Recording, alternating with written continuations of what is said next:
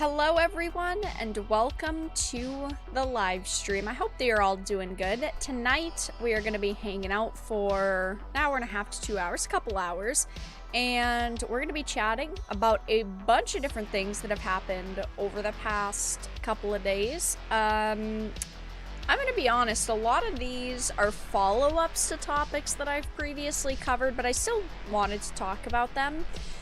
So we're going to be talking about the box office.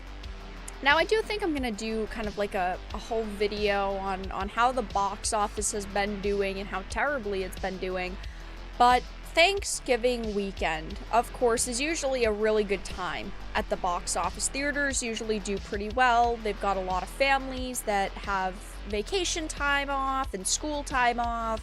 And a lot of people, at least, used to go to the theaters on this weekend. But this past Thanksgiving weekend was the worst in box office history, and there weren't a lot of like brand new giant movies that were out. I will give it that, but there were still a lot of movies that were supposed to do well. Wakanda Forever, Strange World, The Menu.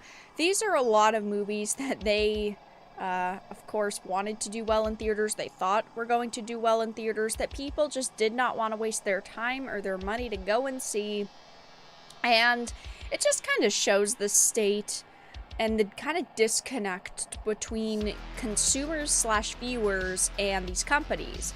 Because these companies are pushing out products that people do not want to consume, even when they have the free time, the free money. They're just not showing up. And I bet these companies, this is primarily actually Disney, but I bet they're freaking out behind the scenes.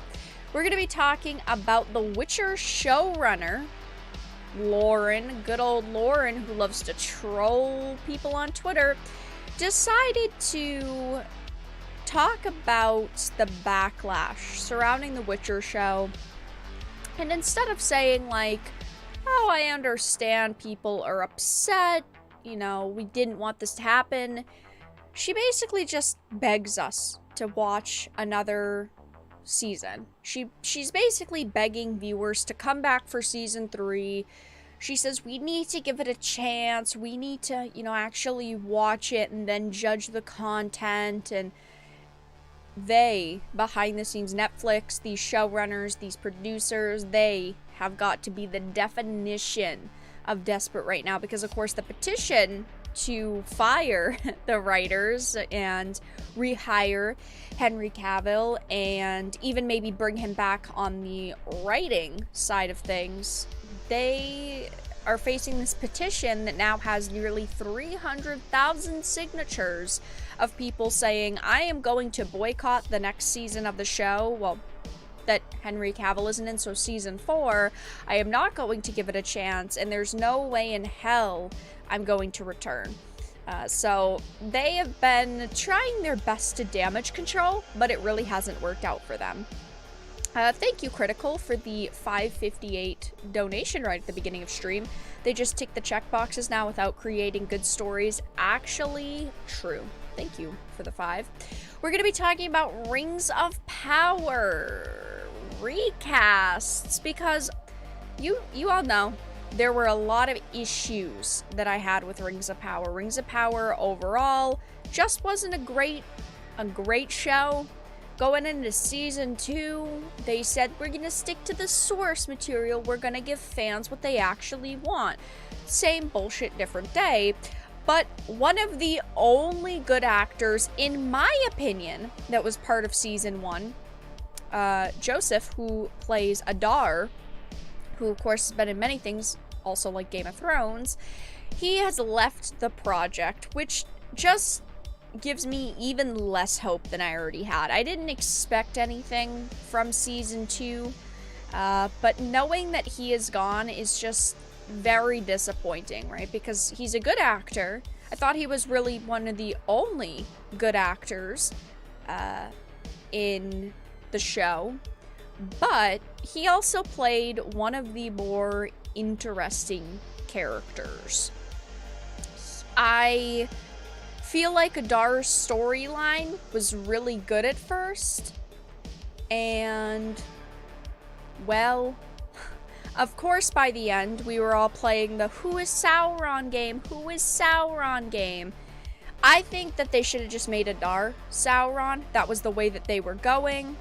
That's the direction they were headed in. I think that they should have stuck with it. I don't think they should have done the Halbrand thing, but we're going to talk about that. But Adar has been recast now, very unfortunately. We're also going to talk about Tim Burton being accused of racism for, oh no, making the bullies in Wednesday, casting them as black kids. Now, I gotta be honest,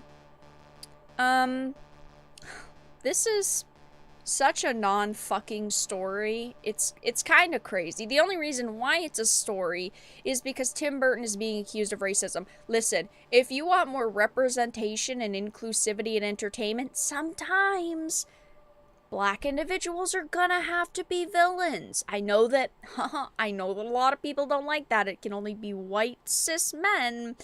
But well, he's being accused of racism for casting black kids as the bullies. Absolutely fucking stupid, but I wish that I could say I was surprised, even though I'm not. And we're also going to be talking about Pokemon Scarlet and Violet because Nintendo decided to backtrack. Initially, they said they didn't hear anything about performance problems. Nothing was sounding odd to them. Everything was going great. And then now they're, well, addressing the fact that the games are really broken. And they have finally released some patches for it, but it hasn't saved the games. The games are still getting roasted. And, well, they're still sitting at 3.0 user scores on things like Metacritic. So those are the topics we are going to be discussing tonight. And at the end of the stream, I have a big announcement to make. I guess it's really not that big. But at the end of the week, a couple of days worth of content is going to be really, really messed up because I'm going to be traveling.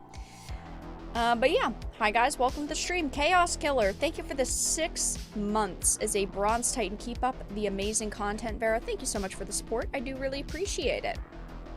You don't get it, Vera. It can only be white cis men. Actually true though. That's the way that these people fucking work, which is stupid. Sometimes they'll allow a white woman to be a villain, but very rarely. Usually it's just white cis men or nothing. So, yeah. It's just another stupid day on the internet. Hey, I'm all for inclusivity and diversity when it's done right, and sometimes people of color and people of different backgrounds and that look different or talk different, anything that's different than, of course, the cookie cutter white cis male as a villain, sometimes they're gonna have to play villains, and you can't cry racism. If you want diversity and inclusivity, then you have to be all for it, and that just happens to sometimes being the villain. I mean, what else do you want to say about it? What do you want them to cancel this show? I think it's because people are mad that the show got so popular. Because Wednesday has absolutely fucking blown up. It's been out for 2 to 2.5 weeks at this point, and it's already the 3rd highest viewed English Netflix release. So it'll probably become...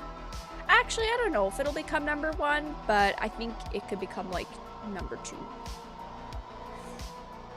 #2. Callisto Protocol looks a lot like Dead Space. Oh my god! If I hear that again, I'm not gonna stream the ending of the game. I was tempted to stream the ending of the game tonight, but it'll probably be like another 3 to 4 hour stream. And yeah, I decided not to tonight. I figured in a couple days when I'm back, we will finish Callisto Protocol. I am excited to see how it ends. But, you know, streaming schedule is going to be wonky this week. Today's the last stream for almost a week. I know, who am I? What's Callisto Protocol? I thought it was Dead Space. You know what? You guys are mean. You guys are bullies. You know how, like, Anita Sarkeesian started Feminist Frequency, and there was, like, Bully Hunters, and there's The Watch, and they're supposed to combat toxicity in the gaming industry? Honestly, I understand toxicity in the gaming industry now. Y'all are toxic. You guys are bullies. You guys are mean. You guys are awful. Thank you, Lord, for the $9.99 super chat. Haven't caught a live stream in a long time. Have a Merry Christmas and a Happy New Year. Well, thank you. I appreciate it. Thank you for stopping by, and thank you for the well wishes. You too. I thought no more, nay more. How else did they say it? I feel like it was said one other way. Carried a trident as his symbol of office. What's with the... Oh my god. I guess that's kind of true. Namor was kind of a villain, even though he was a villain, but I don't know, it's like they tried to half-ass it and didn't really make him evil. They were just kind of like, he's misunderstood. You guys are just so mean and judgmental. It was kind of stupid, but it's okay, because I'm never gonna have to watch the movie again. I do regret watching it the time I did, but it's okay. Oh, did you guys see, Jedi Fallen Order 2, Jedi Survivor was leaked. It was originally supposed to be announced at the Game Awards, but it was leaked on Steam. Steam put the page up early, and so they opened the floodgate and put out the pre-orders and put the teaser trailer out there and put the Steam page up. So they said that they're showing the first gameplay at the Game Awards, but they were supposed to just outright announce it at the Game Awards, and they didn't, which is kind of funny, but yeah. That's why you don't give dumbasses jobs where they have to keep information a secret. Just pointing out the obvious. While we're at it, can we fire literally almost all of these Steam employees who like to censor games? Thanks. If we could just get rid of all of them, that would be wicked.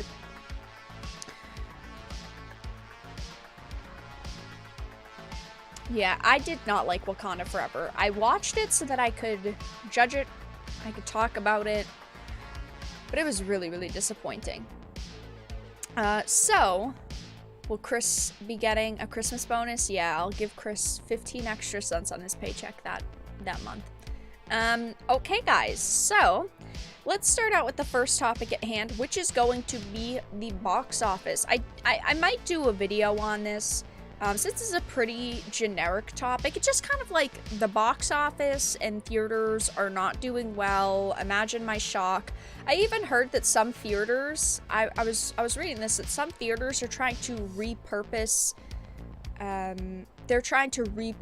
like different sections of the theater, sometimes just like one screening room or two screening rooms, and they're trying to make them like office spaces so that people can like rent the spaces, and it's basically just like a big fucking open room, which I thought was funny. But of course, holiday weekends, some of them are great and some of them are awful. Some holiday weekends, like Thanksgiving weekend, usually do fantastic, because children are off from school, adults are home for the holiday, it's an extra long weekend. Typically, Thanksgiving weekend does really great at the box office. A lot of the films that come out do fantastic, and companies do bank on this weekend to release big films. But this year was record-breaking for all of the wrong reasons, because this was the worst Thanksgiving weekend in box office history. Now, there wasn't a new movie that released on Thanksgiving weekend this year, and typically, like, there is, but there are still a lot of large releases that are already out that I think primarily Disney expected to do well, since the two largest movies at the theaters right now are Disney. But yeah, this was the worst Thanksgiving weekend in box office history. So it says Black Panther Wakanda Forever is still #1 and Strange World tanked, but here's what's important. The 3-day Thanksgiving box office weekend came to $95 million, which, of course, we're still talking about a lot of dough here. We're talking about a lot of money. I mean, we're never gonna see $95 million in our lifetimes, but that's okay. It says, though, in 2019, this weekend's total was $181 million. In 2018, $216 million. For all of 2019, only 4 weekends fell short of $100 million. Now, of course, I am sure if you asked journalists what their thoughts are on this, and this article, doesn't say this. Yeah, this article doesn't say this. But I'm sure if you asked journalists who are trying to cover for the entertainment industry, or you asked producers, directors, they would say, oh, it's the pandemic, which of course is just not an excuse anymore. But even in the pandemic,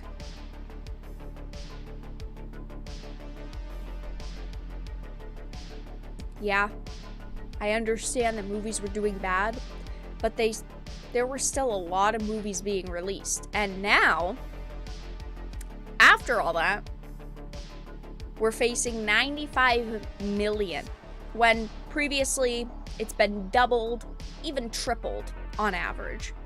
It says the last time a Thanksgiving weekend grossed under $100 million was never. Nearly 30 years ago, in 1994, saw a 3-day weekend of $94.5 million when ticket prices averaged $4.08. The pandemic is still going on. Well, that's the excuse that companies still use, even though it's not really an excuse anymore. They'll say, oh, the pandemic, all that shit.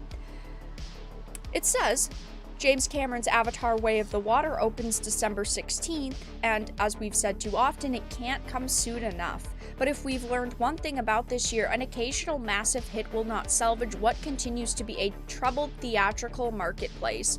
I think that this is a number of reasons. So first of all, I think that shit is expensive.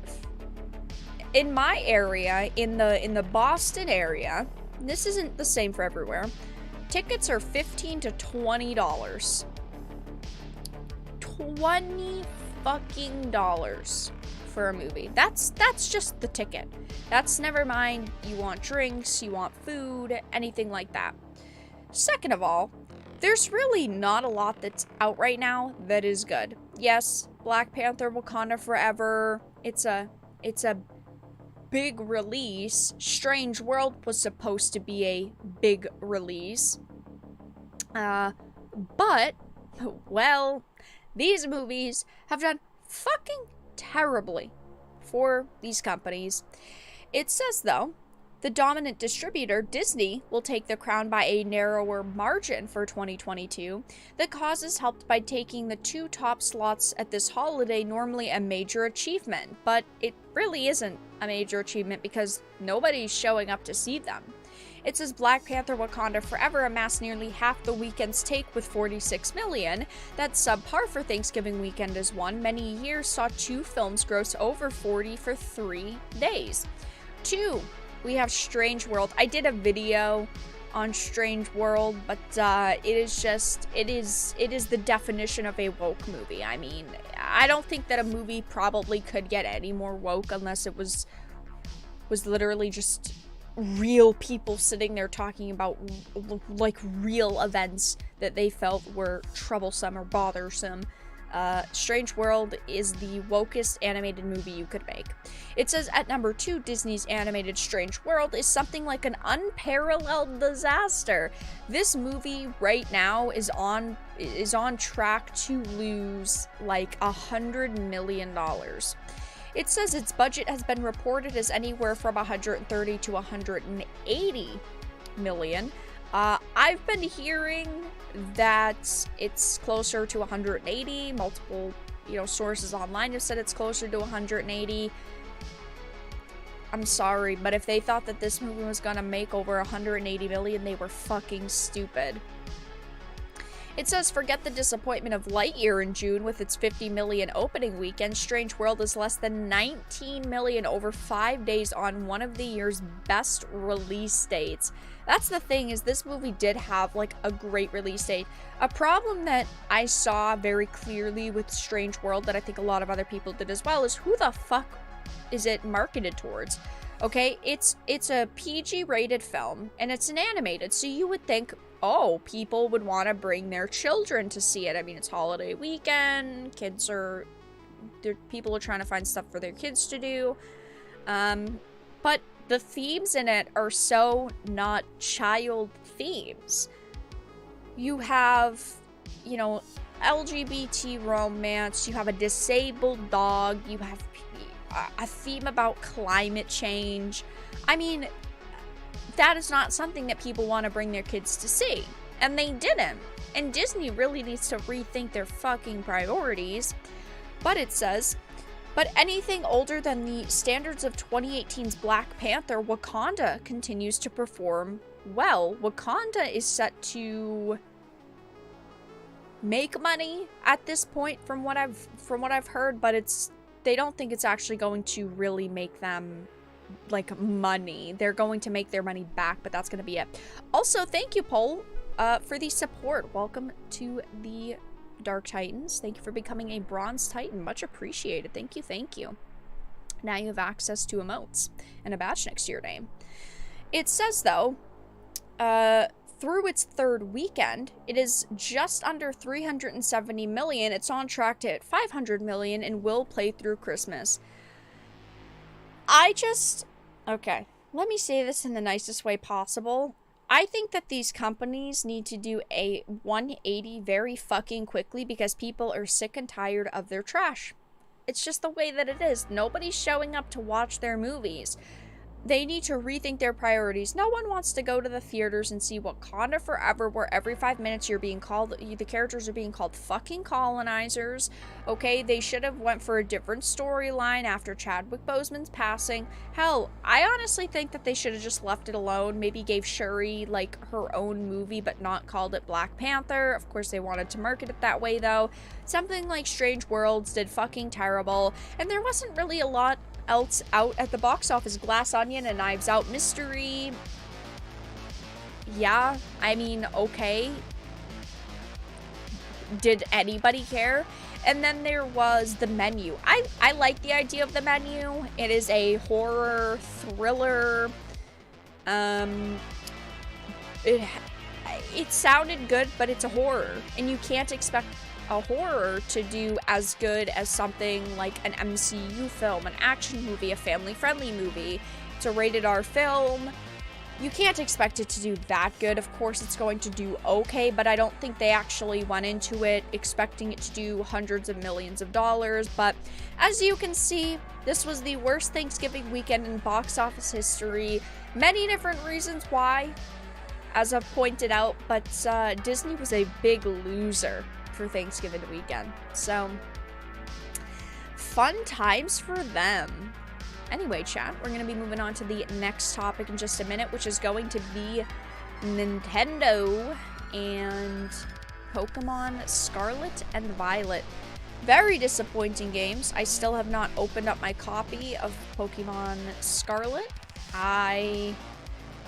I'm keeping it closed for now. I'm gonna play it soon, I think. Also, Lord, thank you for the 16 months as a Bronze Titan. Probably in the minority, but happy to see Dwarf Fortress came out today. Waiting to hear when Diablo will release. Hope to know this Thursday. I don't think that we're going to get a release date this Thursday. I'm not trying to be a negative Nancy. I just don't know if we're going to get that. I didn't plan to play Dwarf Fortress or anything, but I did hear about it. I still have to, like, look into it, but I've been hearing very positive things about it. But thank you for the 16 months and the support. I like The Menu. I just understand why it's not a blockbuster. Yeah, I don't think that they ever expect movies like the menu to be blockbusters. I haven't seen it yet, but it is a movie I do plan to see, and I've actually been really excited for. So yeah. Quantum, thank you for the 16 months. Lots of support tonight. Much appreciated, guys. 16 months. That's a lot of 16 months in a row. But thank you for the 16. But yeah. I wonder how modern audience kids that grow up with this shit will react to media from the 20th century or early 2000s. They would just literally just keel over. They would. I miss good content.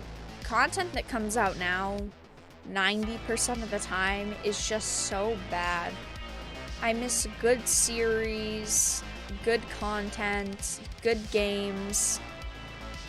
Everything's just been so shit lately. On one hand, it's because companies are putting more money into things, but movies, games, they're too expensive. Not on the consumer side of things, but they're shoving way too much fucking money into these things. Look at Black Adam. They said that it's, even though it's done good at the box office, it's set to lose like $50 to $100 million or something right around there, which is crazy because it made money. I mean, people showed up to watch it, and now it's going to lose money, so it's going to be deemed a failure. Did I think it was a great movie? No. I thought it was a solid film. Of course, the post-credit scene was the best, but I didn't think it was a great movie. I didn't think it was awful. But I think that it should have made money, but I think a part of it is actors. I think actors have gotten really fucking greedy, and they hired someone like The Rock, who is a top contender in the industry. I mean, The Rock is probably one of the most paid actors in the industry. I don't know how much he makes on average, but way too fucking much. And they're paying these actors so much dough that a giant portion of their budget goes to their contracts. I mean, look at fucking Black Widow. Scarlett Johansson wanted, what was it, $20 million, and then the lawsuit happened, and then she got way more, and then they ended up losing money on Black Widow because it didn't do great in theaters, but also they had to pay her millions and millions and millions of fucking dollars. It's crazy. I get that actors are doing a job and they deserve to get paid, for sure. But they don't deserve to get paid that much. I'm sorry. You're not telling me that an actor deserves to get paid $40 million, $50 million for an average movie. It doesn't work that way.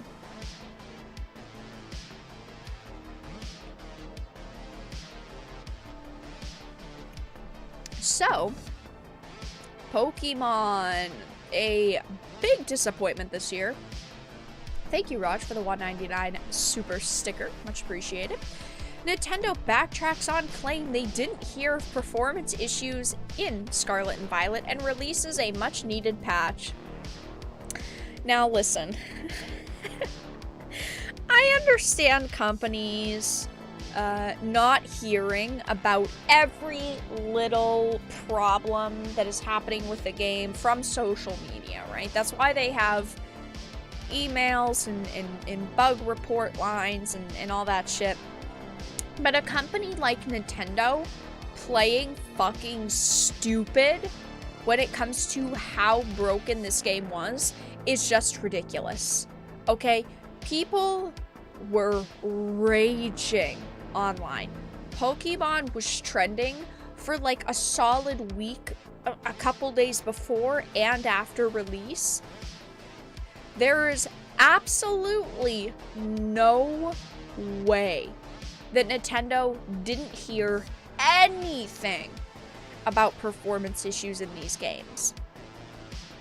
So it says Nintendo claimed they were unaware of the performance issues before backtracking and releasing much-needed patches.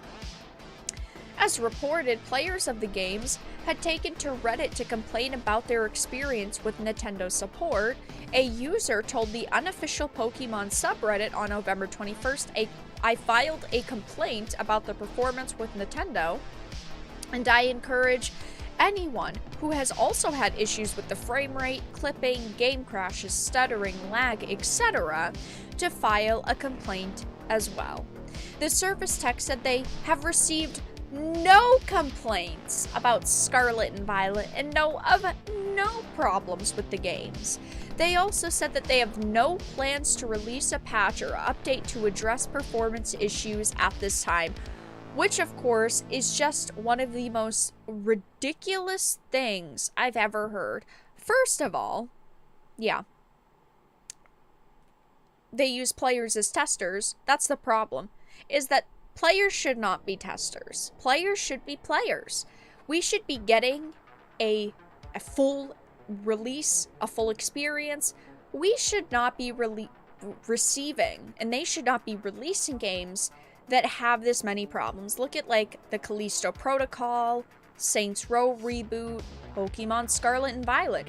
These games that are AAAs, that are some of the most hyped up video games, the years that they release, should not be releasing in these states. And this is a giant problem with the industry. Companies need to get their shit together, okay?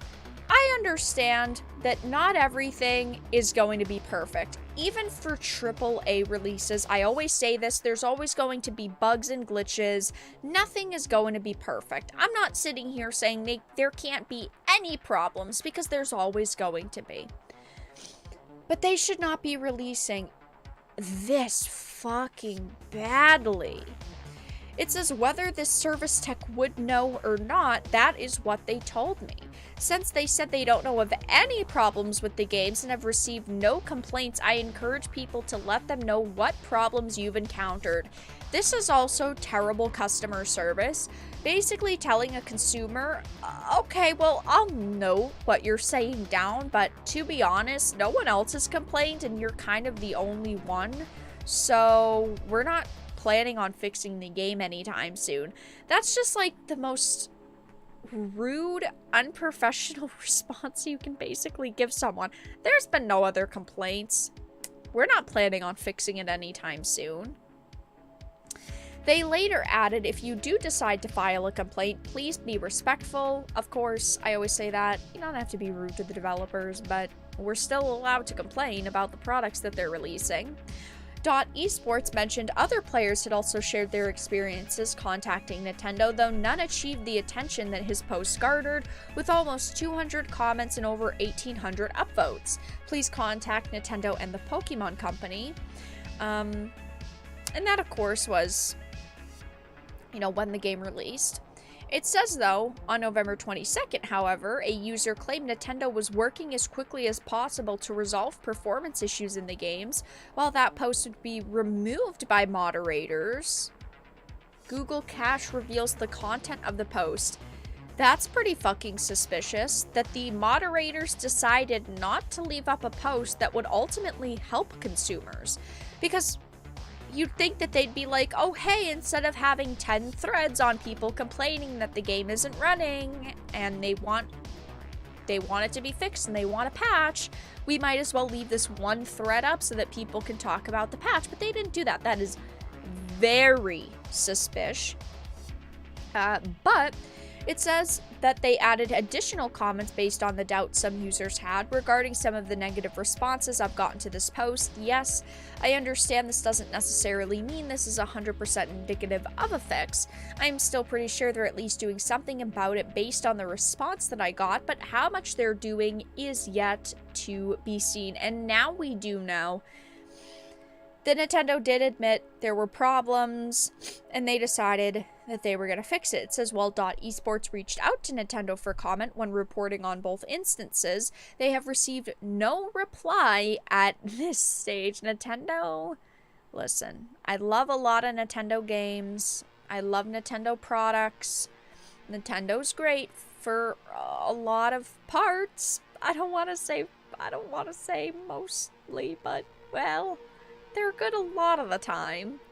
But unfortunately, we got to this point where this full-priced AAA release came out. It launched. and it was completely fucking broken. I mean, come on. A game should not be releasing like this. This is unacceptable. I understand small bugs and glitches, but I mean, honestly, I don't think that it could get much worse. I don't see a way that this could have been any worse than it already is. And Nintendo's rep basically saying, "Oh, we've heard of no problems." You are fucking lying. Why are you lying to consumers? That's a problem. It says while the games are still playable, players frantically tried to jump up slopes or around tight spaces, and then they got stuck. Fans have become incensed, this being yet another controversy. And of course, the games did terrible. Score-wise, 73 by 94 critics for Scarlet. I think that a 73 is pretty generous with all of the problems that I've heard. But the user scores are fucking terrible. A 3.0 with over 2,600 ratings. And then for Violet, it was right around the same. Pokemon Violet, 72 critic and a 3.6 user score, so it seems like a lot of the negative ones went on to Scarlet, but there were still some negative ones on Violet. Like I always say, I'm all for games releasing, them having new concepts, new ideas, new systems, even if they're different than previously released games. I personally was pretty excited for Scarlet leading up to the release, and unfortunately these games just turned out to be pretty fucking terrible. Nintendo has released a patch for the game, which is good. I'm glad that they have decided to listen to consumers, even though allegedly there were no consumers complaining about the game. Okay, Nintendo. But I'm glad that they released patches. I'm glad that they're trying to fix the product for people who, you know, want to enjoy it. But ultimately, I'm kind of turned off from this game after this. I mean, I haven't purchased a Pokemon game in a couple years. I remember, I think it was Shield was donated to the channel. It was broken. I didn't end up streaming it. Honestly, I didn't even really play that much of it in my personal time. And then I skipped Arceus because I was afraid it was going to be another shitty Pokemon game. And then Arceus ended up being okay. And then I was like, you know what, I'll buy Scarlet. I want to play Scarlet. Because, you know, I was thinking of streaming it. And then, well, Scarlet came out and it was fucking trash. Maybe I'll still do a playthrough on the channel at some point. But at this point in time, I don't want to start a game that's this broken and buggy. If I wanted to be a playtester, I'd get fucking paid for it. You know, we should be getting paid for being playtesters on this shit, because this is unacceptable. Playtesting games is so 2012. It really is. These developers act like, you know what, we don't need to hire playtesters.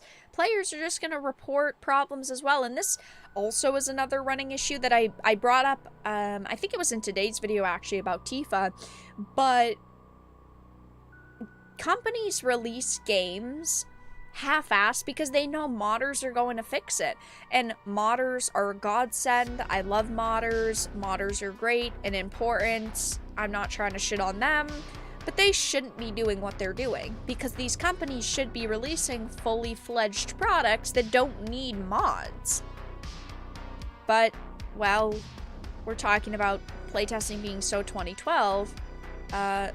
Modders, I feel, have gotten extremely popular because of Skyrim, and they've always stayed very popular because, well, companies release broken games and realize, wow, we can actually make the people buying our games work on the games for us? Oh, hell yeah. Which is fucking stupid, but honestly, shitty developers are gonna shitty developer. These people do not deserve $70 for games. A $70 game is unacceptable, in my opinion. It just should not be that expensive. But you know what? We're not gonna go there. We're not gonna sit here and rant. about games being $70 because that's fucking stupid and they shouldn't be that expensive. Thanks for coming to my Titan Talk. Anyway, we're gonna sail past that discussion because otherwise we're gonna sit here and fucking rant the whole night about it. Vera has been playtesting Skyrim since 2011. I remember I was like at the end of the life cycle of the 360. For a Christmas, I'd gotten a 360 and it came with a racing game and it came with Skyrim. Now, it was the first time I played Skyrim. And well, I own 6 copies of Skyrim on every platform it's on. I own at least 1 copy on every platform it's on, except the Switch. Listen, there's no point to buy Skyrim on the Switch. There's no point to buy Skyrim on anything, really, except for the PC. But I would. And that's between the 3 different fucking versions of the game that exist. I own like 6 or 7 copies of Skyrim. I own it. Oh, this is a good story. Oh no, you guys are gonna laugh at me. 2 weeks ago. Oh no, dude. Okay. 2 weeks ago. Okay, no. 2 weeks ago, GOG was doing a sale, and I put Skyrim in my cart, and it was the anniversary edition. I forgot. I bought Skyrim on the anniversary edition on the PC, so I bought it. I still haven't refunded it because I have the same exact version on Steam. It was an accident, I swear. I put it in my cart and I was like, oh, it's the new anniversary edition. I'm gonna buy it. It's only $20. I thought I owned that on one of the consoles, and I actually own it on Steam. And I have to refund it, and I still haven't. And honestly, am I going to? That makes 8 copies, actually. That actually makes 8 copies, I think. It's like me collecting the fucking Infinity Stones over here. It was an accident. It was an accident. No, I knew I should have told you guys. I knew I shouldn't have told you guys. I did mean to refund it. I have not yet. The reason why we're never gonna get Elder Scrolls 6. I am solely funding Elder Scrolls 6. I am solely the one. Oh, Skyrim on the iOS would be sick. I would totally play that. Not that I need to play it for like the 20th time.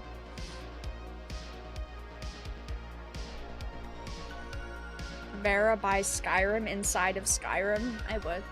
They should make a Skyrim arcade cabinet. I guess I could technically make one since it's pretty easy. You just need like a shell and a computer to stick inside of it. You could though. I am solely funding Elder Scrolls 6 at this point.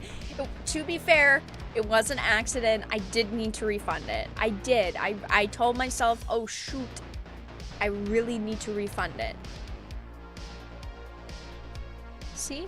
Look, my version from Steam is right here. Look. My version from Steam is right here. I did mean to refund it. I do mean to refund it. I will refund it.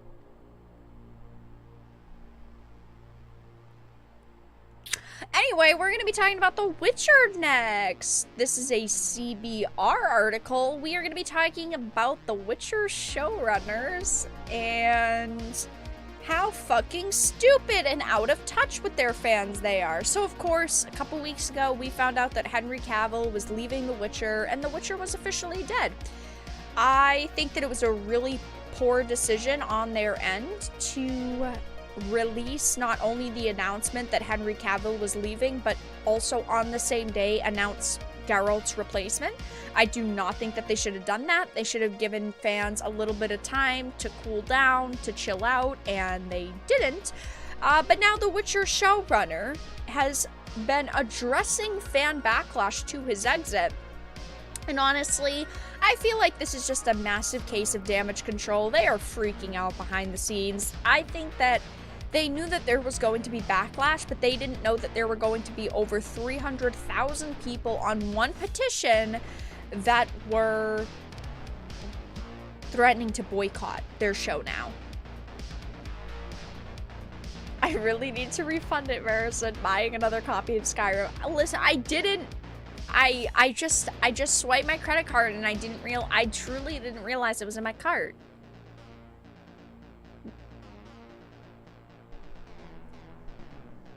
I meant to check before I bought it. It says after over a month. That's worded really poorly, CBR. After a month. Oh my fucking god. After over a month after. Fucking journalists these days. Henry Cavill announced his departure from Netflix's The Witcher and the fan backlash arose. The showrunner Lauren has addressed the news, admitting that it will be a massive change, but urging audiences to continue watching. The only reason why they're urging fans to keep watching is because they are fucking desperate and they need people to watch it. Yeah, how does it feel, guys, to know that Skyrim is half my age? Skyrim is half my age. It's kind of weird. In an interview with Tech Radar, she discussed the negative response from fans, stating, "It's a big deal for us too, and that's the thing. There's a lot of talk and rumors about, and we fully understand why fans are going there." Thank you for the $2 super chat. LOL, growing franchise. Everything's a growing franchise at this point. Nothing's a completed franchise. It says, it's a big deal for us too, and that's the thing. There's a lot of talk and rumors about, and we fully understand why fans are going there. What I will say is, please come back for The Witcher Season 3 so that we can continue to do this. So, if we don't show up for Season 3, does that mean Season 4 doesn't happen? Honestly, that sounds like a good reason to not watch it. It says, obviously, Cavill's departure is huge news, but what I don't want to do is, this has to stay about Blood Origin. The cast, the crew, this is their time and their spotlight. Why the fuck are you making a Witcher prequel when The Witcher itself isn't even good? Not the books, not the franchise as a whole, because I'm not talking about the games or the books, not fucking at all. I love The Witcher. I have all of the books right there, right behind me. Also, I own like 4 copies of The Witcher 3. Yeah, like 4. Anyway, we don't need to get into The Witcher, but while the base content is amazing, the real content, the problem is this show isn't that good. I like season 1 and 2. I think that they've got a lot of good moments. I think a lot of the actors do a good job. I'm not trying to sit here and say that the show overall is terrible. I don't think that the show overall is terrible. I really don't. But I think that there are a lot of problems and a lot of inconsistencies. And a lot of that comes with the fact that they openly admitted that the showrunners, the writers, the producers, they didn't like the source material. They actively tried to stay away from the source material. They tried to do their own thing, create their own content, and they didn't want to follow the source material, which is a massive problem. The only reason why you got a chance to create this show is because people like the Witcher books and the games. So you should want to stick to that content as much as possible, and they didn't. They are desperate. I mean, come on. What I will say is, please come back for this, The Witcher 3. The Witcher Season 3, so that we can continue doing this. No. Please stop begging for us to watch a show when you're literally killing it. It's pathetic. It really is. I get trying to get people excited and talking about the future, and they do need viewers to show up, but they do sound desperate at this point. 4 copies of The Witcher 3?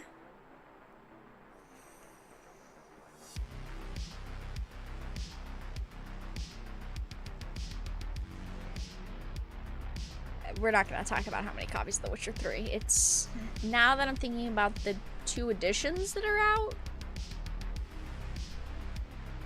let's just say I own at least 1 edition on each platform. Oh, never mind. We don't need to talk about The Witcher 3. I buy a lot of stuff at discount. Okay, stop judging.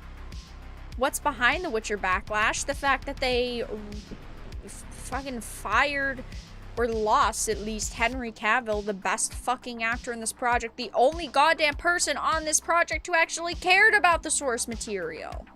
It says Cavill announced he would no longer be playing Geralt following the release of The Witcher Season 3. From Season 4 onwards, the Monster Slayer will be played by Liam Hemsworth, the knockoff Hemsworth, the bad Hemsworth, the mediocre Hemsworth, the not good Hemsworth. Immediately after the news, numerous surveys and petitions were launched, indicating many viewers intended to stop watching it. As you can see over on change.org, one of the petitions, the largest petition at this point in time, has over 277,000 signatures. I think that it will probably go up. I think that more people will probably end up signing it, and that's not considering like all of the polls on like Twitter and Instagram that people posted, and all of the polls of people saying, are you gonna watch it, yes or no? So, you know, I personally don't think I'm gonna watch The Witcher after Season 3. I will watch Witcher Season 3 because Henry Cavill is in it, and it's the last time that he will be playing Geralt, but I will not be watching Season 4. I have no interest in Season 4.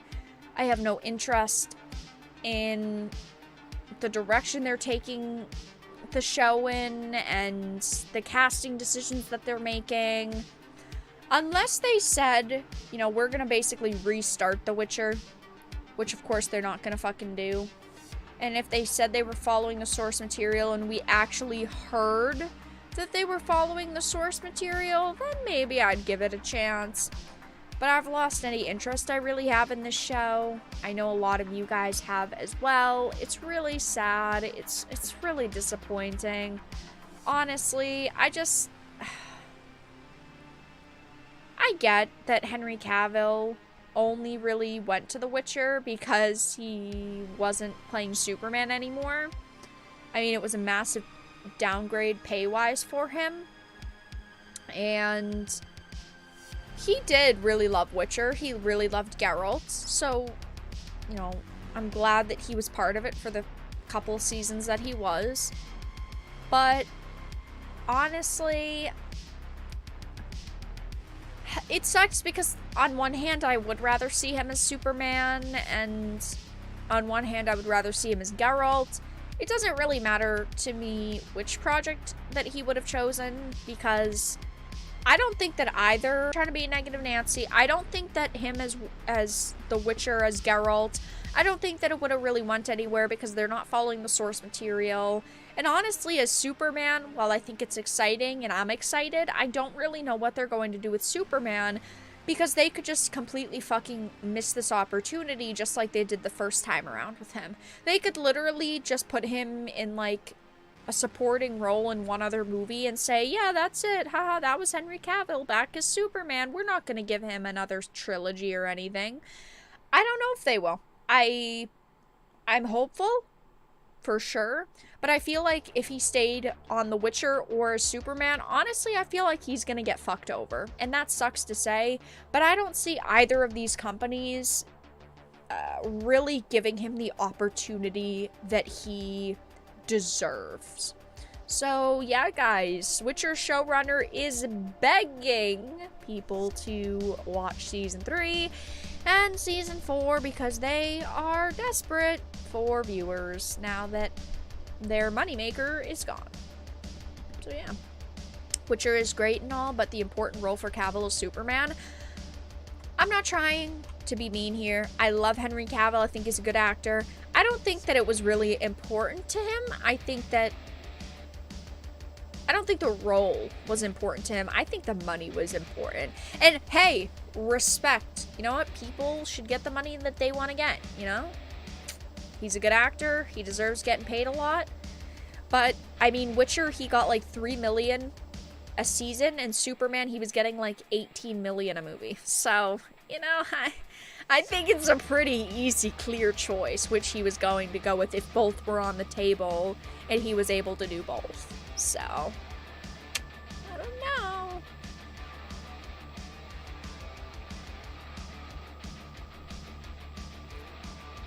I think that they, yeah. So I see someone pointing that out in chat. I think that Netflix could have gotten him for a big deal. I mean, they paid the fucking shit faces Harry and Meghan $100 million goddamn dollars. I think that they should have shoved like 50 million at Henry Cavill and said, okay, you got to do the Enola Holmes movies, which 2 were out at this point. You have to do the Enola Holmes films as Sherlock. You have to finish The Witcher, and we'll give you some other show, like someone pointed out, Warhammer 40k movie or series. They should have given him like a big chunk of fucking money to do a bunch of projects, and I think he would have taken it. Why not? But they didn't, because they're fucking stupid. They are stupid. Stupid people doing stupid things.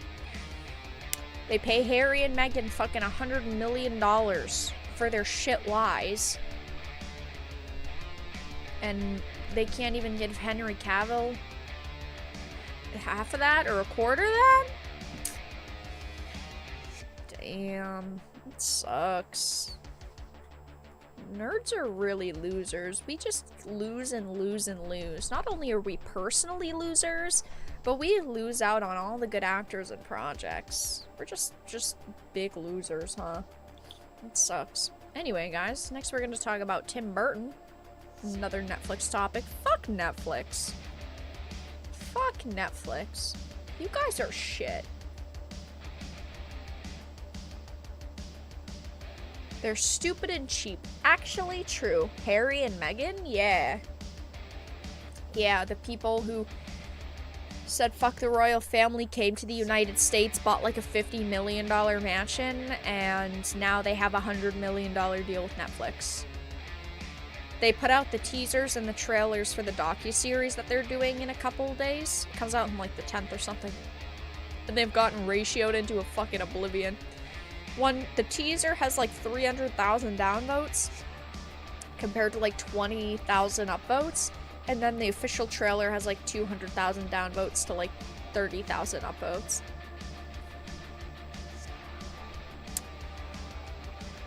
Cavill would probably do Warhammer for free. I don't think so. While I do think that, yes, he's been a fan for life and he loves Warhammer, I don't think that anyone like him would do anything for free. And that's not saying that he's like a bad guy or a bad person, but I mean, time is money, right? Harry and Meghan have a Netflix show coming out. They have, yeah, it's like a docuseries. And of course, these pieces of shit, these shit-eating bitches want to play the, oh, well, I didn't want the same thing to happen to my wife that happened to my mother. Bitch! You are so Harry is so fucking stupid. Netflix put out The Crown Season 5 and made Diana seem like a fucking schizo. That she was paranoid, she was making shit up, that she was crazy. It's the same company you're working for. They actually lied for the royal family to make them look better in fucking Season 5. They made Diana look like she was a fucking nutso. You don't want the same thing to happen, so we're gonna run to the same company that, you know, perpetuated these lies about my mother. Huh? You guys are stupid. You did not get your mother's brains, Harry. That's for sure. And Meghan, she was just a bimbo on fucking Deal or No Deal. I bet she couldn't even do the math on the numbers that she would have gotten if she had won all those fucking briefcases. Stupid asses. Stupid asses. But yeah, Netflix is also facing that disaster, which that deal's $100 million. So they're about to lose a lot of money. Good. I don't like Netflix. I mean, I don't like any company. There are very few companies that I could sit here and say, wow, I really like this company, or wow, I like all of the content that they release. Oh, and the most hilarious part, I'll see if I can find it quickly. For the Harry and Meghan Netflix documentary that's coming out soon, Netflix fucking used fake footage. So Netflix is trying to paint them in the docuseries, it's right here, as like being hounded by the media and my monitor just went black. Hello? As being hounded by the media, Netflix is being accused of using fake footage to show them being stalked by the paparazzi. They literally used footage from a Harry Potter premiere. And they used that in this docuseries to go, wow, look at how much the media is hounding them.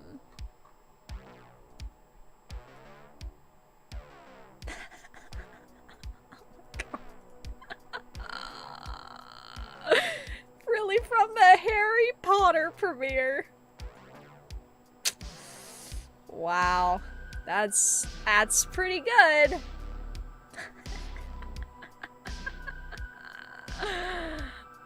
That right there is classy. Netflix. So shitty.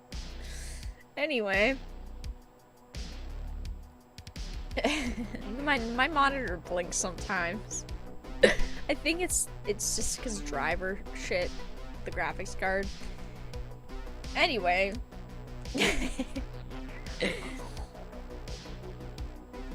Journalist Martin Bashir was portrayed as a fraudster in The Crown. Oh, he was even worse. The Crown, the show, made him seem even better than he was in real life. He actually, because I read about this when The Crown had came out, he had actually not only faked like the documents that were shown in The Crown, but he had threatened the Spencer family, like Diana and her brother, to release those numbers if she didn't do the interview. Like, he full-on threatened and blackmailed her. And they didn't portray it that way in the show. Classic fucking Netflix. Anyway, Netflix is facing problems with Wednesday now. Of course, like clockwork, people are mad.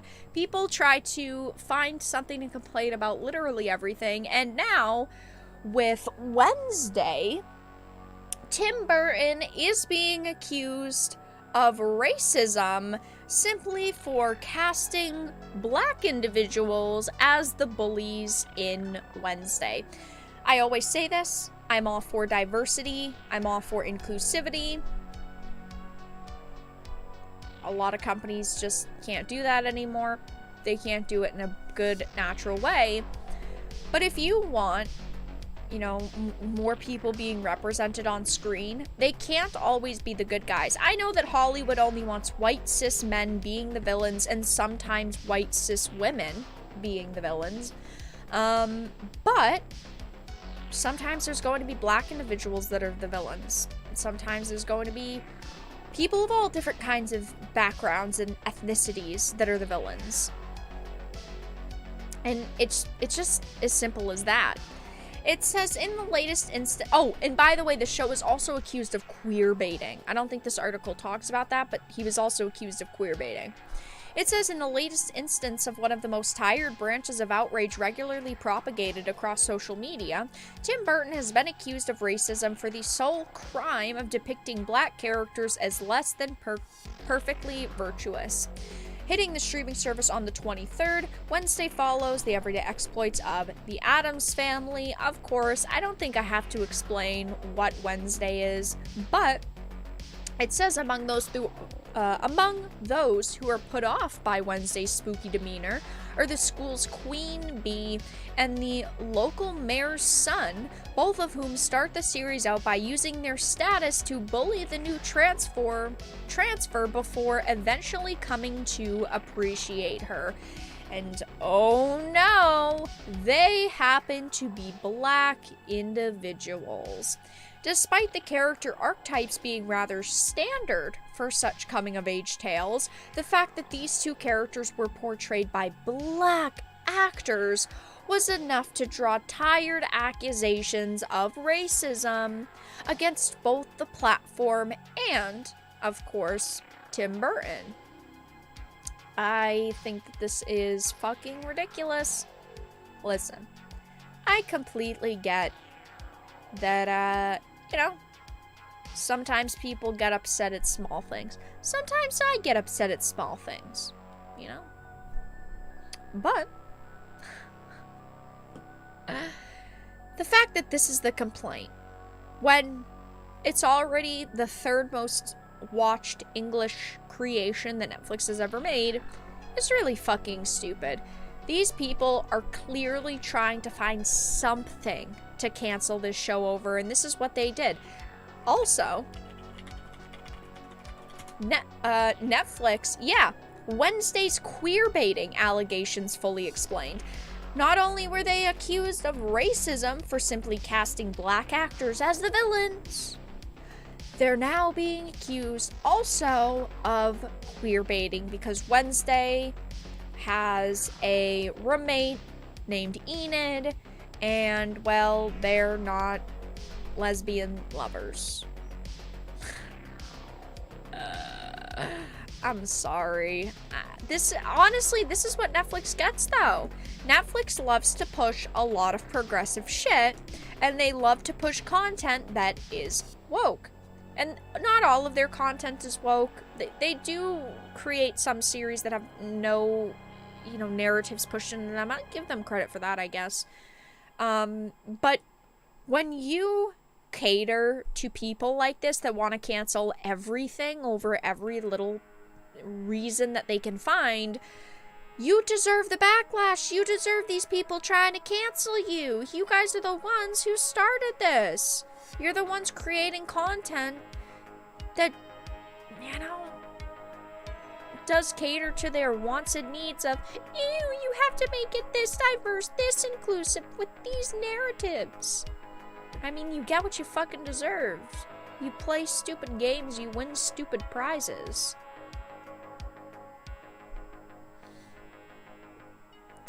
It says the queer baiting claims initially appeared on Twitter, and tensions were inflamed when Netflix hid replies mentioning the word gay and lesbian in response to its tweet.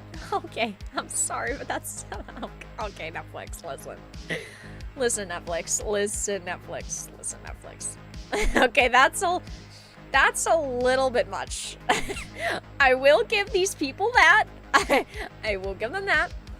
Maybe you shouldn't be hiding words like gay and lesbian, but okay. Off to a rocky start. Wednesday and Enid share a singularly close relationship, particularly given that Wednesday's world was populated by people who drove the teenager to misanthropy. While the two were initially only forced to share a room, her persistent efforts to connect in Wednesday's begrudging willingness to soften slightly for her roommate's sake culminated in a loving, affectionate attachment. Honestly, can we admit that that's just a fucking friendship?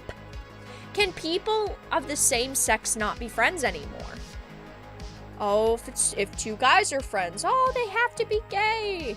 Or it's queer baiting. If two girls are friends, they have to be lesbians or else it's queer baiting. They just simply had a relationship that grew. They were complete opposites, but then they ended up becoming friends and really caring about each other. It's not queer baiting in my opinion. It's just people coming together being friends. It's not that deep in my opinion. If I watch the show, would I be complaining it's queer baiting? No. And sometimes shows do really push queer baiting. And that's pretty ridiculous. But this show, it didn't. It wasn't marketed as some, LGBT queer story. It's really not that serious. Yeah, two female friends must be lesbians. That's what happens. It's like, that's what you get, though, when you cater to these people who want everything their way, or they want none of it, and they want to cancel you and see you go out of business. In the simplest possible terms, Wednesday is being accused of queer baiting because the relationship between Wednesday and Enid could be constructed as a romantic partnership in every way except for the actual indication of romance. Oh, of course, two teenage girls, may I add, teenage girls aren't lesbians. They just are like best friends and basically become sisters to each other. Aw, man, that's terrible. Ah, man. We only watch Netflix because we want that sort of content. I'm sorry, but it's so stupid. Why can't you actually criticize the fucking show itself? We're talking about two teenage girls who just happen to become really close friends. They don't need to be lesbians. This doesn't need to be some LGBT awakening story of people finding themselves and their sexualities. Can we just let them be friends? It's a female friendship. It's not that serious. But of course, people on social media want it to be. They're complaining that Tim Burton and Netflix are racist for casting black kids as bullies, and now they're being accused of queer baiting simply because they didn't put these two in a sexual lesbian romance. So guys, we're gonna move on to the last topic of the evening in just a second, which is going to be the Rings of Power. This did happen a couple of days ago. I didn't cover it in a video because I just feel like Rings of Power, it has to be really big news for me to cover at this point since I've talked about Rings of Power a lot. And this was sad, but I wanted to specifically talk about it during a live stream. I thought the Rings of Power was really fucking bad. Rings of Power was bad. It was not good. It was terrible. Just a flop. Actual flop. But I did think there were a couple of good points, good actors. Like, I thought the relationship between Durin and Disa was pretty good. Of course, if Durin wasn't there, Disa would be a trash, random, bitchy character. But I thought that their dynamic as a couple was decent.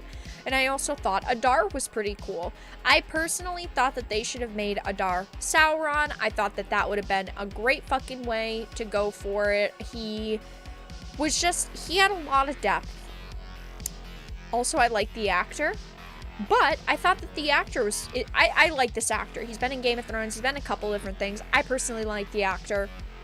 But, sadly, one of the only good points about the Rings of Power is now gone because Joseph is moving on to something better that literally could be anything. He could be in the fucking Teletubbies and it would be better than Rings of Power. But Adar is being recast for season 2, which makes me so sad. It makes me so sad. Okay? He was one of the best actors on this show. Whenever Adar scenes were on, honestly, it was pretty entertaining. I was interested in what was going on. I don't know. I don't know. Honestly, I can't even really say I'm disappointed because I didn't expect the show to be good. And the first season wasn't good. I didn't expect the second season to be good. Amazon Studios and Prime Video have now decided to announce a major casting change for the second season of The Rings of Power. Buried within a press release casting the addition of 7 new recruiting cast members for the second season, Prime Video revealed that they recast Adar. I do not actually know who this actor is. I had never heard of him. Sam Hazeldine? Is that how you say his name? Do I look like I can pronounce that? Let's live Google him. Okay. Who is he? What do you do? Okay, what have you been in? Slow Horses. What the fuck is that? War Below. What the fuck is that? The Raven. What the fuck is that? Peaky Blinders. He was only in 5 episodes. I mean, okay. He was in 2 episodes of Sandman as a side character. So, I guess he's been in some things. Not really a lot, and not a lot with substance, but at least I guess he's been around. So, okay, cool. That's cool. But, well, it doesn't matter, because honestly, I don't think that they should have recast him in the first place. He looks like he could probably fit into Joseph's position pretty easily as Adar. It's not gonna feel that, like, crazy of a change. He's got a very similar face. But I think that they should have kept him. I think that they had an actor that people really liked, and they couldn't even keep him around. He said, "I loved my time exploring Middle-earth and diving into Tolkien's mythology. I'm so honored that the character was liked. He cared deeply about telling you his story, though as an actor it remains my job description to explore new characters and worlds. Wishing all the best for the cast and crew for season 2. I'll be cheering you on from the sidelines." We don't know, obviously, why he left. We do not know what... Yeah, he was in the... Yeah, he was in The Witcher, but he was only in one episode of The Witcher, and it was a side part. But he didn't really say why he left. He didn't say what projects he's going to next. And we don't really know what their direction with Adar is at this point. Because if you're going to recast someone like Adar, you'd think that you would have some kind of important direction. Because, like, Adar at the end of the show, he was there, he was important, but it was one of those endings to his arc where it was like he could do whatever. You could never see him again. We don't know what they're gonna do with this character. I hope Joseph goes to a good project. Honestly, I feel like he's gonna go to that snow show. He's gonna go to the game. He's gonna go back to Game of Thrones. First, they'll find a way to keep him alive again, because the first time we thought he was dead, he wasn't dead. I feel like they're gonna try to squeeze a story out of him there. He's a great actor in my opinion. I hope that he enjoys whatever project he's going to. Honestly, though, they probably couldn't pay him enough to stay on the show, because he was probably like, after all the backlash I took for season 1, I need a hell of a raise, and he was like, no, I don't think that I'm going to stay for what you're offering me. But, well, Adar has been recast. Very suspicious that they didn't actually give him a send-off. They were just kind of like, he's gone. They threw it in the announcement with all of the new actors that are being hired. So that doesn't seem right to me. He was a main character in the first season. He should have gotten like a post on social media, like a farewell. Honestly, to me, it kind of sounds like there might have been some drama there that he just didn't want to talk about or announce, or he was like, it's honestly not even worth it for me to talk about. So yeah, I don't know, guys, but he's gone now. One of the only decent parts of Rings of Power. And, well, chat, those are the main topics that we had to talk about tonight. They will sooner or later make a prequel about the first era and make Morgoth non-binary. Listen, Paul. I know that you just became a member, okay? And I really appreciate it. But you've got to shut the hell up, because if you give them any bad ideas, I'm gonna ban you. Okay? Don't give Amazon that idea. Can we all agree that you cannot put ideas like that in chat? Because if you give them this idea, you deserve all of the backlash that you're gonna face. So respectfully. Be quiet. Listen. We don't shut up. Just we don't need to give them ideas, okay? Please don't.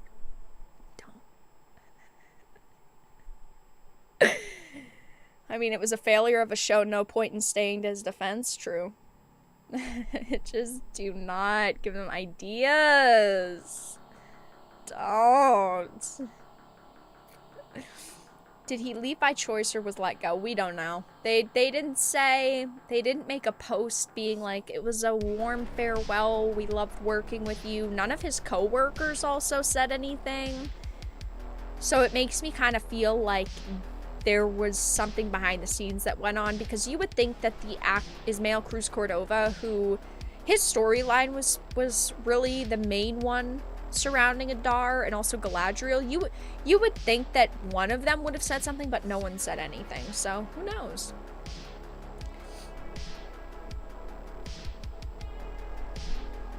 Spoiler alert, in season 2 Galadriel pegs Sauron. Honestly, I feel like the show is such a bad fucking fan fiction at this point.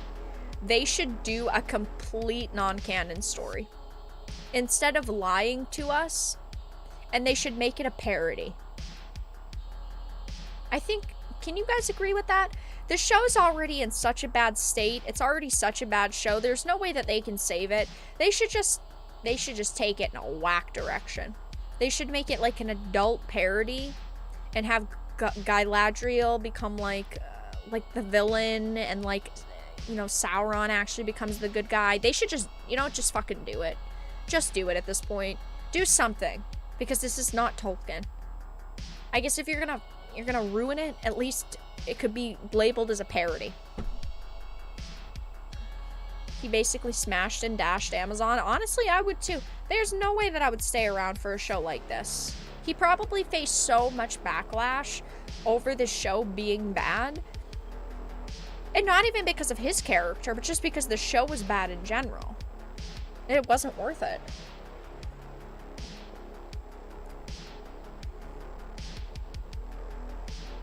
Have you seen how they're making all the female characters in video game remakes ugly and flat-chested? Brother, I have been talking about that since my channel was created like 3 years ago. Believe me, I know. Believe me, I know. Oh, also this chat. I don't know if you saw with Naraka Blade Point. I love Naraka Blade Point. This game came out and it was really solid. I streamed it. I played a lot of it in my free time. It was a battle royale action title. I really liked Naraka. I thought that it was a really solid game. But now, of course, like fucking clockwork, a year after release, they have decided to censor the sexy costumes. This is trash. This is, I think we're gonna see this more in gaming, which is awful. But developers will release a game the way that we want it, and then as time goes on, they will do things that they know upset people, and and will be the opposite of what we want. And it's things that we would have initially not purchased the game over, but because we've already purchased the game, they can make changes. So Naraka Blade Point censored all of these sexy costumes. As you can see, Naraka Blade Point, a battle royale developed by 24 Entertainment, published by NetEase Montreal, is the next victim of censorship as the title's more exposing costumes were censored. Now, of course, a lot of worry here. 24 Entertainment, NetEase Games. But the thing with this game, and this is why we trusted it, was because it launched with these great costumes. It launched with sexy outfits, sexy character models. It launched with all of these features. But of course, it didn't stay that way. Because instead of keeping those costumes in the game, they decided to censor. Like a year after release.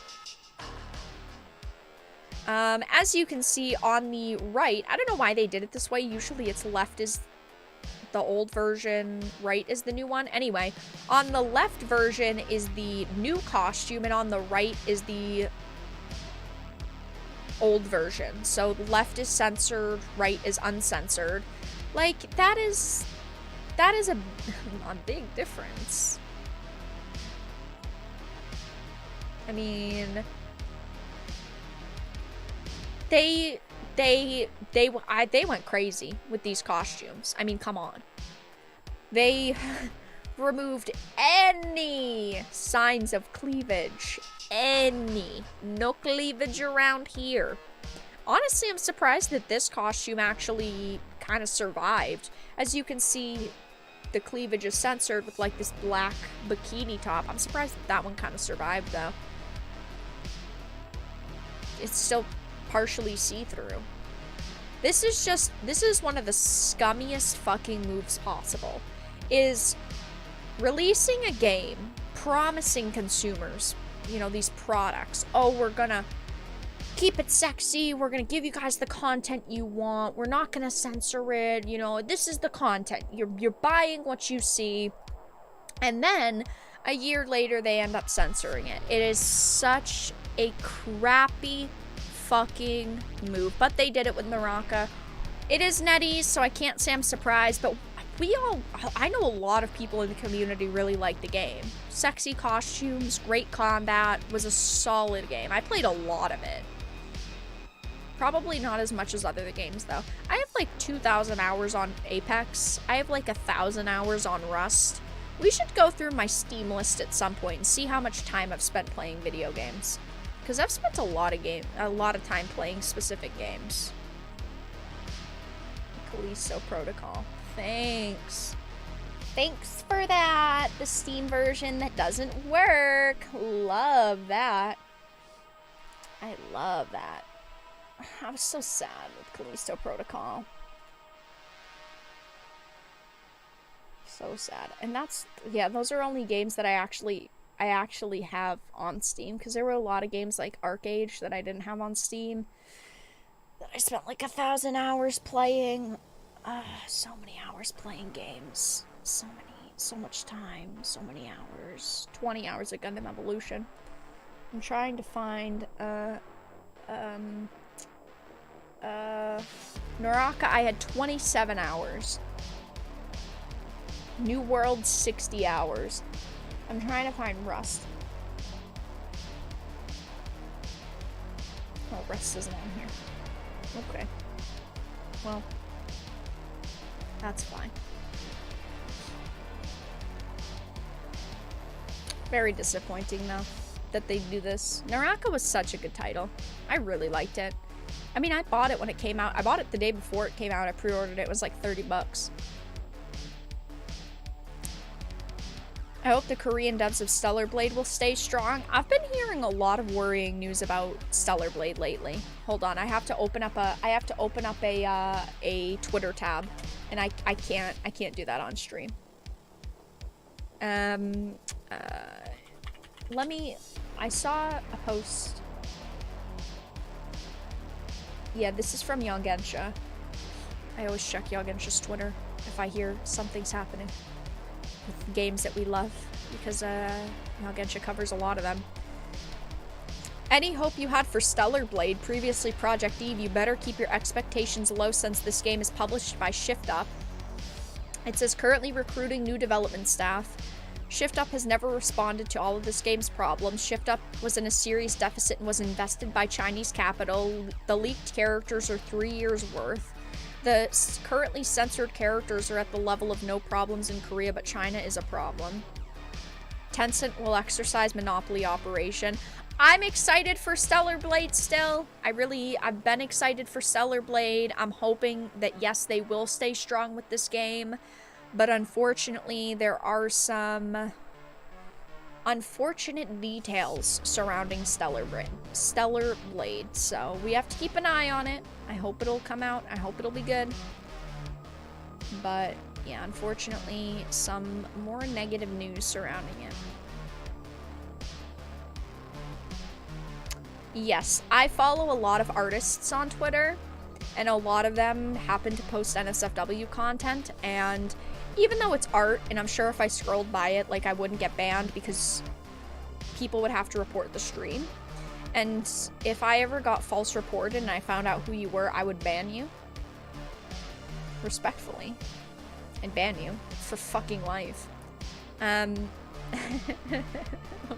casually threatening my audience. I'm sure it would be fine, but I follow a lot of artists who share a lot of NSFW work. Just go to my Twitter profile, go to who I follow, you're gonna find a lot of people. Will it be PS5 exclusive? I don't actually know. Stellar Blade platform. I don't actually remember if it's PlayStation exclusive.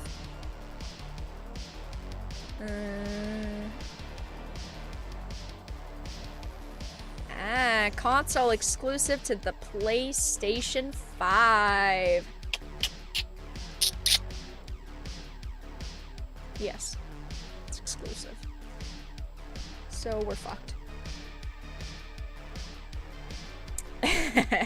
I know you need to be careful with Twitter on YouTube. Yeah, I like to follow a lot of the artists that I talk about, and I have a lot of people that I follow at this point, but it's risky. Anyway, guys, I will be ending stream soon, but big announcement.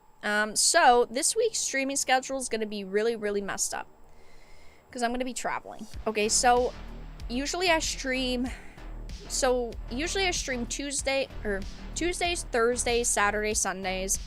I am going to be gone Thursday, Friday, Saturday. I will not be able to stream either of those days. I will be back Sunday, and I should be back to my normal self, doing videos Sunday, streaming Sunday. We will be finishing Callisto Protocol on Sunday, but I will not be streaming Thursday, Friday, Saturday, because on Friday, I'm going to be at the Timcast Media Compound, and I am going to be on the Pop Culture Crisis podcast. So I will not be here, and I don't have like a laptop, so I can't do full-on streams. So that does also mean that we are going to be missing the Game Awards, because the Game Awards is on Thursday. Usually I try to stream things like Game Awards, but we won't be streaming Game Awards because I don't have a laptop. I could stream from my phone, and I might stream from my phone, but I can't actually do like screen sharing. So yes, stream schedule will be different this week. Be back to, normal on Sunday. Hopefully, as long as everything goes well. Everything should be good. Everything should be fine. But yeah, no Game Awards, no streams Thursday, Saturday. But yeah, on Friday, their shows start at 3 p.m. Eastern and usually go to like 5 to 5:30 p.m. Eastern. I will be on Pop Culture Crisis, which is a Timcast Media show. So yeah, I'll be traveling out there. Take Bilbo for protection. I will not be taking Bilbo and Mesh. I'd love to have them with me, but I will not be traveling with them. They'll be okay. They'll be okay. To hell with the Game Awards. Yeah, Game Awards are pretty bad usually. Even last year, I didn't stream the Game Awards. Last year, we talked about the Game Awards like the day after during stream, so we'll do that when I get back. We will, just talk about the Game Awards, and maybe I'm gonna do some like shorts when I'm gone, and probably just some like standard videos. So yeah, I will be on Pop Culture Crisis. That is the name of the channel.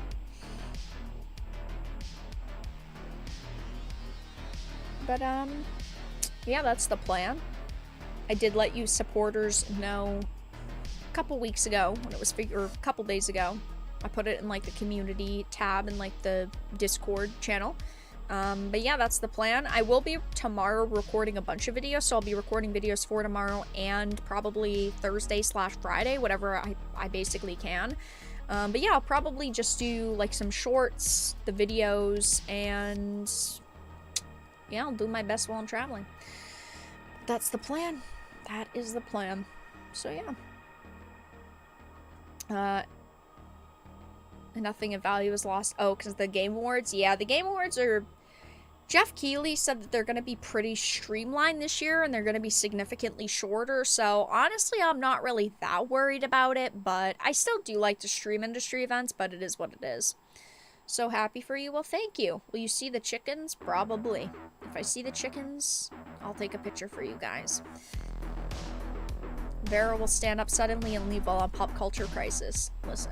He has some serious mental problems, okay?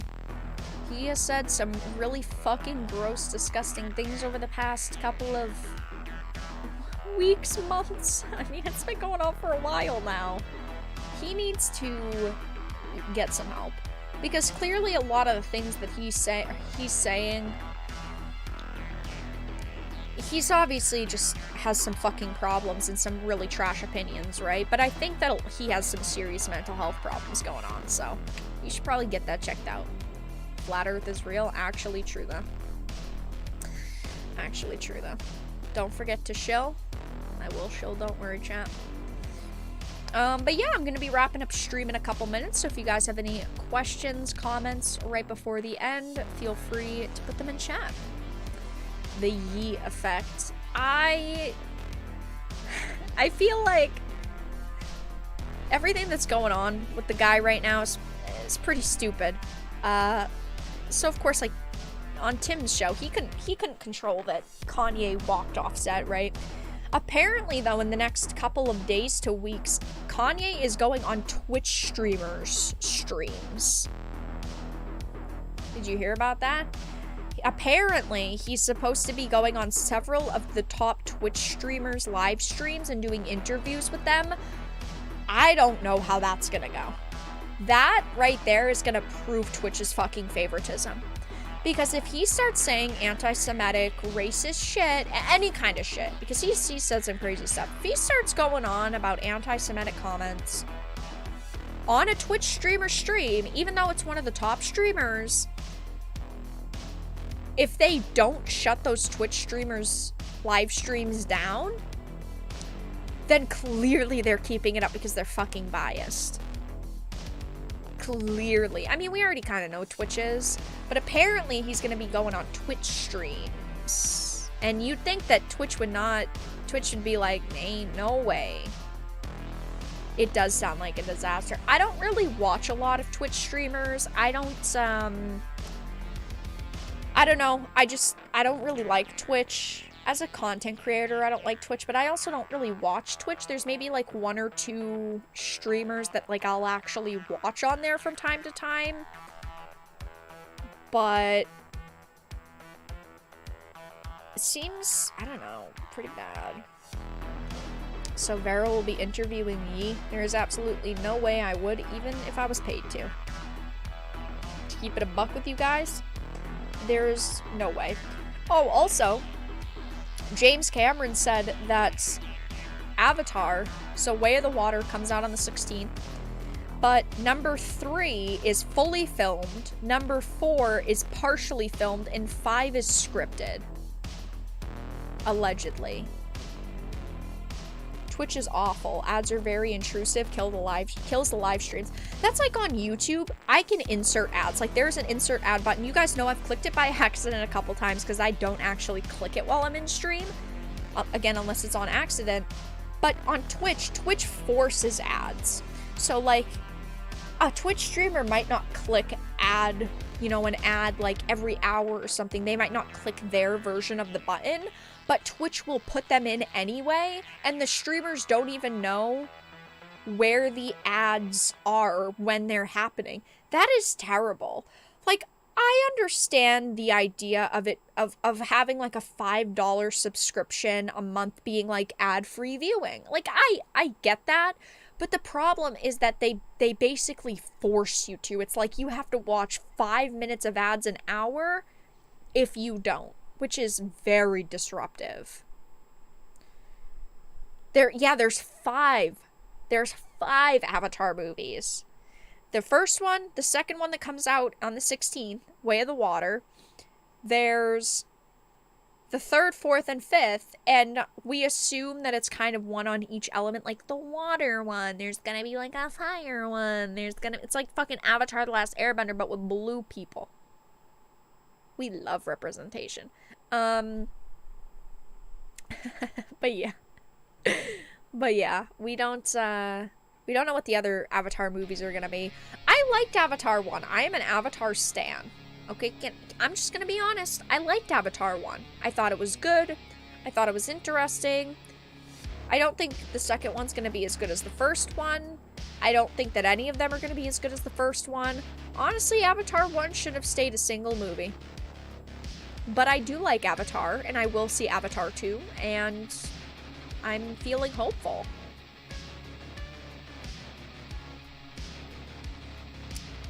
Will anyone be alive when the 5th one comes out? Not at the fucking rate that it took to make the first one to the second one. Also, chat, we need 3 more likes to hit 100. So if you're enjoying the stream, give it a like. If you're not, give it a dislike. Check out the links in the description and the pinned comment. Donate. Become a member. You get a special badge next to your name, access to special emotes. I'm going to be having a new emote made soon.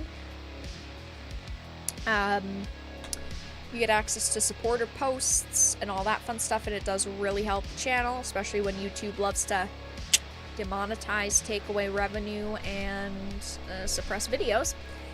And yeah, this is the last stream, chat, for almost a week. Wow. Wow, that's crazy. But I'll be back on Sunday. I was thinking about finishing Callisto Protocol tonight, but I decided I wasn't going to because I just wanted to kind of talk about all these different topics. But yeah, nice, another emote. Yep, we don't have another emote slot on YouTube yet, but we do have like emote slots on Discord. But I'm gonna be putting in the order like in the next probably week, so that in like a month or 3 weeks to a month, when we hopefully have the slots unlocked, we'll be able to just add the emote. Right now, we are, I think we're like 10 away from another emote slot. We are 9 members away from an emote slot. So yeah. Avatar in space. By the end of the Avatar series, we're gonna be in space probably.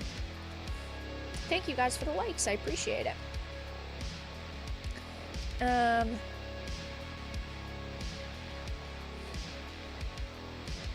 Avatar Dream Warriors. I like Avatar. I think that it's cool that they're making the second one, and they are adding a lot of new technology for this movie. Like, they made special cameras for it and stuff, but I don't know. Will it be as good as the first? Probably not. Saw you in Pop Culture Crisis chat today. Brock vs. Liver King? Yeah. Well, Chris, you just missed the announcement. Well, Chris number 2. Too many Chris's. Purple Chris. I'm gonna be on Pop Culture Crisis on Friday this week. Just missed the announcement. I'm gonna be there on Friday. This is the last stream for a week because of it. Discussion streams are always better than gameplay, except for Autumn games. I like being able to have the gameplay on most nights, just because my normal content isn't playing games. My normal content is topics. So I like to try to balance it, but I like to keep the discussion streams at least once a week. I've been thinking about maybe doing discussion streams twice a week, but I feel like if I did them twice a week, then I'd be repeating a lot of the same topics. And well, sometimes I'll cover in a video like the day before or the day, you know, after a topic that I'll talk about one of these streams. I don't want to constantly do it. Grats. Thank you. It's pretty exciting, guys. I thought Avatar 2 already came out. Wasn't it called Wakanda Forever? No. I think that it will be much better than Wakanda Forever. I can say that. I just got here and she's already going to be away for a long time. I got that effect. Well, I'm going to be making videos tomorrow, and videos and shorts will go up. I just won't be streaming for a couple days. That's all. I like your current schedule, to be honest. Yeah, I do too, and I think a lot of you guys are pretty used to it at this point. But, you know, sometimes things change. Sometimes things get shifted around a little bit. I'm not worried about shifting around, like, our streaming schedule right now. I've been making 2 to 3 videos a day and then doing the live streams, and it works. But yeah, Avatar in the Order of the Phoenix. there's a lot of different things that they could do for Avatar. Honestly, I think that they should have just left it at 1 or 2, but not 5. I think 5 is overkill. Avatar. Oh no. Avatar, we hope you're not sick of the series yet. Actually true. Actually true, though. Oh, it's so no. Everyone's gonna be sick after 3, let's be honest. After 3, there's not gonna be anyone left. There's not gonna be any consumers left. People are gonna be like, okay, just kill the blue people already. Avatar and the Return of the King? That will be the last one, because they're gonna kill off Jake Sully for like 2 movies, and then after those 2 movies bomb at the box office and they lose billions of dollars, they're going to have to bring him back to make a little money.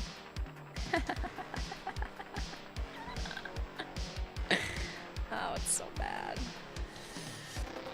Can the blue skin characters in Avatar be bad guys, or would it be racist against blue people?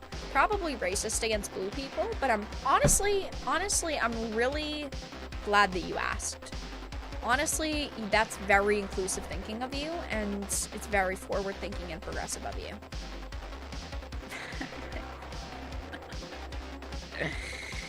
Oh, Jesus Christ. I like Avatar. There's no way that the second one's gonna be as good as the first one, though. The first one was new and unique, and it was really fucking well done. I'll see it once. I'll see it once in theaters. I know, me going to the theaters, I haven't been to the theaters since last year. Last year, I saw 2 movies basically back to back. I saw Ghostbusters Afterlife, and then I saw No Way Home. They were like 2 weeks apart. I haven't been back to the theater since. And I will maybe see Avatar. I also want to see Violent Night, but I'm not going to go to theaters to see that, but I am going to watch that soon. But I might see Avatar in theaters. Will you be linking the stream in Discord? Yeah. When we probably like a half hour before we go live, when the pre-stream is up, I will put it in Discord, on Twitter, and probably like Minds. So yeah, I will be posting it for you guys, don't worry. It's over on the Pop Culture Crisis channel. And yeah. Well guys, I'm going to be wrapping up stream in just a couple of minutes, in about 2-3 minutes. So if you have any last minute questions or comments, feel free to leave them in chat. Avatar 3 Die Harder, Avatar Tokyo Drift. Okay, chat. Avatar in the Temple of Doom, Avatar and the Half-Blood Prince, Avatar Atomic Bomb is guys. Okay. Alright. It's enough about Avatar. That is enough about Avatar, chat. It's been very wonderful hearing your good ideas. Avatar Dial of Destiny. It's been good. I hate the word Avatar now, and I will now not be going to watch Avatar. Reviewers are calling it a masterpiece.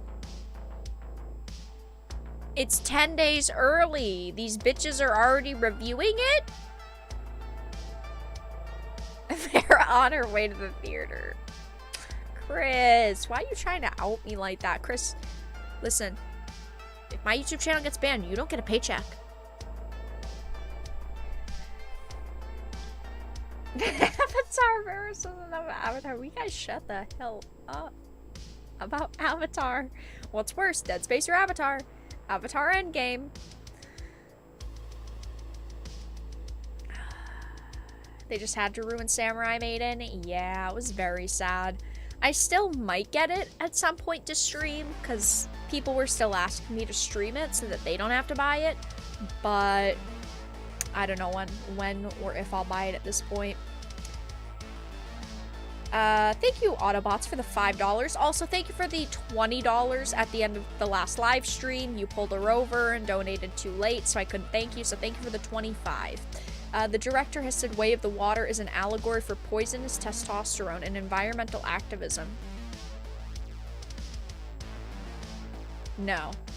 I heard... Is that this... Was that James Cameron? Was that James Cameron? It was... Oh, I didn't realize it was James Cameron. I thought that it was someone else. Actually, false check. Yes, it is correct. He called testosterone a toxin. Okay, fucking loser. Twitter calls him a beta male. He is a beta male. He is a beta male. Yes, fact check, it was him. I don't know why, but my brain wasn't computing that it was James Cameron. But yes, it was. Classic. Classic Hollywood. They need everyone they can get. They need this money to... This movie? They need this movie to make, like, $2 billion. They've got to shut the hell up. I mean, all of the people behind this project. They cannot push anyone away from this movie. But alright guys, with that being said, I'm going to end the live stream here. Thank you all so much for stopping by tonight. I do really appreciate it. Of course, no stream again until Sunday. There will be new videos tomorrow, over the next few days, videos, shorts, all that fun stuff, maybe even a live stream if I get a chance to. The link to the stream on Friday will be posted in Discord, Twitter, all that fun stuff, so make sure you follow me there. Supporters, join Discord. You get access to a special channel. Anyone can join the Discord server now. Check out social media, link below, Twitter, Minds, BitChute, Odyssey, Getter. Thank you all for the donations and for the support. I do really appreciate it. And yeah, of course, new video was posted today, videos yesterday, videos tomorrow, all that fun stuff. Links are in the description. Follow me online. Thank you guys for being here, and have a fantastic evening, everyone.